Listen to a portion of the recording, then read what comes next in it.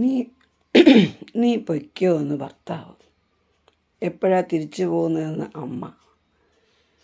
എപ്പോഴാണ് പോകുന്നത് എന്ന് അച്ഛൻ. എന്നാണ് പോകുന്നത് എന്ന് മറ്റുള്ളവർ. ശരിക്കും ഞാൻ എവിടെയാ നിൽക്കേണ്ടത്? എങ്ങോട്ടാണ് പോകേണ്ടത്? ഇത് ആരുടെ ചോദ്യം ആണെന്നല്ലേ? പെൺകുട്ടികൾ നേരിടുന്ന ഒരു പ്രശ്നമാണ് അല്ലേ? ഇന്നത്തെ ശുഭദിനത്തിൽ ഞാൻ നിങ്ങളോട് ഇതാണ് പറയുന്നത്. പെൺകുട്ടികൾ ഇത് ശ്രദ്ധിച്ച് കാണുക. ഒപ്പം ആൺകുട്ടികൾക്കും വീട്ടമ്മമാർക്കും പുരുഷന്മാർക്കും എല്ലാം കാണുക, ശ്രദ്ധിക്കുക. ഞാൻ പറഞ്ഞ് ചോദിച്ചതിൽ എന്തെങ്കിലും തെറ്റുണ്ടോ?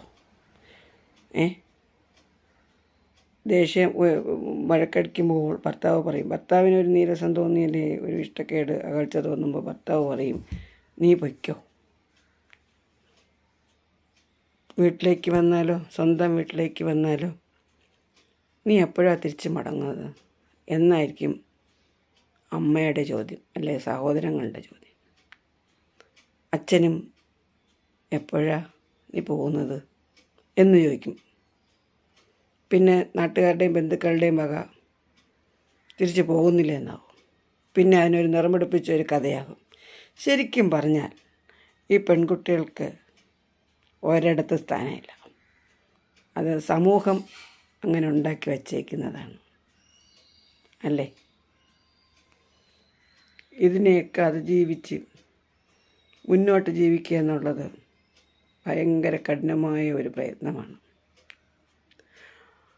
ആ പ്രയത്നം വേണം നമ്മൾ നേരിടേണ്ടതും വിജയിക്കേണ്ടതും. അവിടെയാണ് നമ്മളുടെ വിജയം.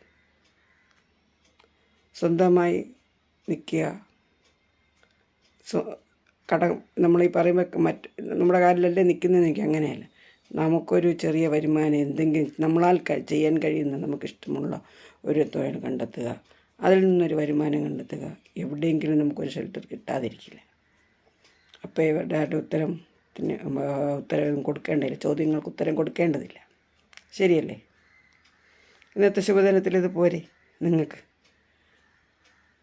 വീട്ടമ്മമാരും പെൺകുട്ടികളും ഒക്കെ വായിച്ചിട്ട് മറുപടി പറയണേ കേട്ടോ. രാവിലെ എന്നെ ഇങ്ങോട്ട് ഇങ്ങനെ ആക്കാൻ വരണ്ട. അനുഭവങ്ങൾ നേരിടുമ്പോഴേ അത് മനസ്സിലാവും അതിൻ്റെ തീവ്രത എത്രയുണ്ടെന്ന്. അപ്പോൾ ബൈ കേട്ടോ.